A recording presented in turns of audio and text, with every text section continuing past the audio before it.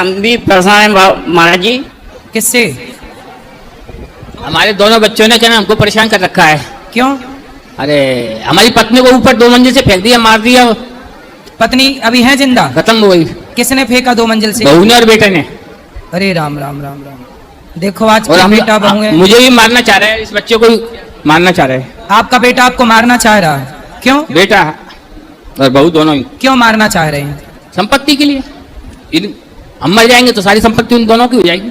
तो वैसे भी आपके जिंदा रहते भी संपत्ति उन्हीं की तो है। अरे तो ये विकलांग है ये। अच्छा, ये तीसरा बेटा है हाँ, आपका? तो ये विकलांग है। हाँ, इसको भी मारना चाह रहे हैं। अच्छा, क्योंकि संपत्ति के 3 भाग हो जाएंगे तो वो चार। 3। तो वो चाह रहे हैं कि ये मर जाएगा तो 2 भाग रहेंगे तो हम दोनों मिलकर खा लेंगे।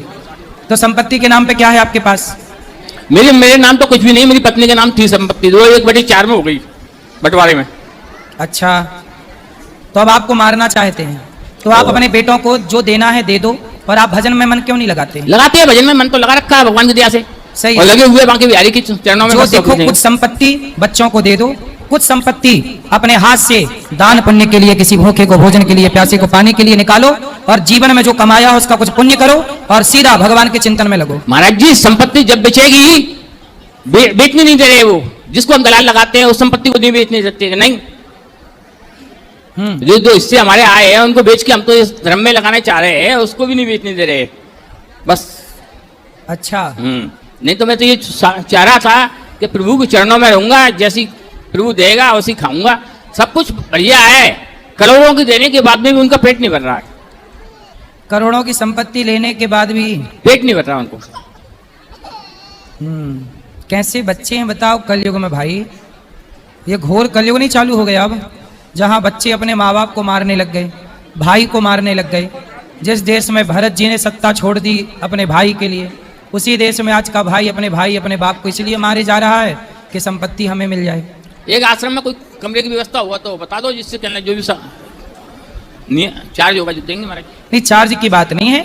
आप अपने बेटों को हमारे पास लाओ, हम समझाएं, उनसे बात करें।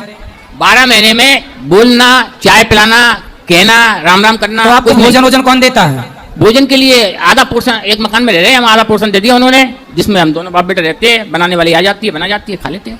अच्छा, मतलब बेटा बहू आपको भोजन भी नहीं देते? नहीं, हमको खाना भी नहीं उनका। जो हमारी पत्नी के नहीं हुए, जिसने पैदा किया उसके नहीं हुए, तो हमारे क्या होंगे? तो आपको ये कैसे पता चला कि छत से फेंक दिया? हो सकता है आपकी पत्नी अपने से कोई गिर गई हो।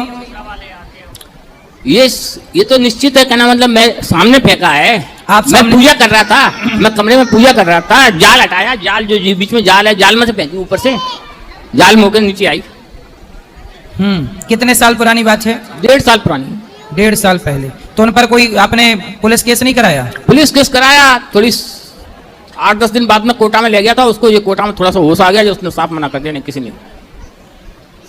अच्छा, पत्नी ने मना कर दिया? मतलब आपकी पत्नी जब छत से गिरी तो वो जिंदा थी, तो पत्नी ने बयान दे दिया कि मुझे बच्चों ने नहीं फेंका? मुझसे नहीं बोला उन्होंने। हाँ, केवल ये कहा था, किसी ने। देखो, ये होती है माँ। बच्चों पे मरने मतलब माँ मर रही है, बच्चों ने छत से फेंक दिया, पर मरते मरते उस माँ की ममता देखो कि वो चाहती कि मेरे बच्चे जेल ना जाए, उन पे कोई संकट ना आए, चलो फेंक दिया तो फेंक दिया। सर 6 महीने तक वो मर गई पर अपने बच्चों को फंसने नहीं दिया। देखो, ये होती है माँ। 6 महीने तक कहना कोटा पड़े रहे, ना बहू गई दोनों, ना बेटा गए दोनों देखने के लिए। बच्चे ने लेटरिन धोई, मैंने धोई। तो संपत्ति मेरे ससुराल वालों ने कहना कुछ मदद कर दी उस समय पे, मैंने फोन का पैसा भी पहुंचा दिया, ऐसी बात नहीं है। परंतु बेटा बहू कोई नहीं आया।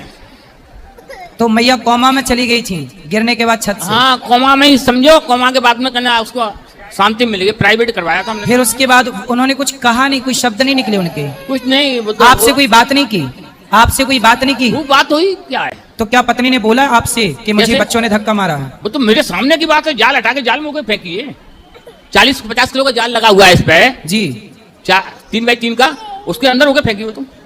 तो फिर पत्नी ने स्वीकार कर लिया कि चलो बच्चों को जेल ना हो, इसीलिए नाम नहीं लिया? ऐसी है मेरी पत्नी तो बहुत दयालु थी। रात के 12 बजे कोई भी अतिथि पहुंच जाता था, कभी ये नहीं कहती थी कि मैं भोजन नहीं बनाऊंगा। नहीं, भोजन बनाऊंगी भी। वो तो कुछ हुआ। चलिए, कुछ हुआ व्यवस्था तो बता दो। भगवान सब ठीक करें। ठीक है, आप बात कर लीजिए ऊपर, चिंता ना करिए। यदि आप जरूरतमंद हैं तो जरूर आपकी सेवा ये दास अनिरुद्ध करेगा। आप खुश रहिए। तो प्रिय भक्तों, कर्म का लेखा बड़ा ही अजीब है। जो जैसा कर्म करता है उसको इसी जन्म में यही पृथ्वी पर भोग कर ही जाना पड़ता है। अगर आप अपने माँ बाप को सता रहे हैं तो यह भी मान लीजिए कि आपके बच्चे भी आपको वही जो देखेंगे वही करेंगे। इसलिए कभी भी अपने माँ बाप का निरादर ना करें। तो प्रिय भक्तों, उम्मीद है आज की यह प्रश्नोत्तरी आपको बहुत ही अच्छी और बहुत ही ज्ञानवर्धक लगी होगी। अगर आपको यह वीडियो पसंद आई है तो वीडियो को लाइक करके हमारे चैनल को सब्सक्राइब करना ना भूलें। जय श्री राधे कृष्ण।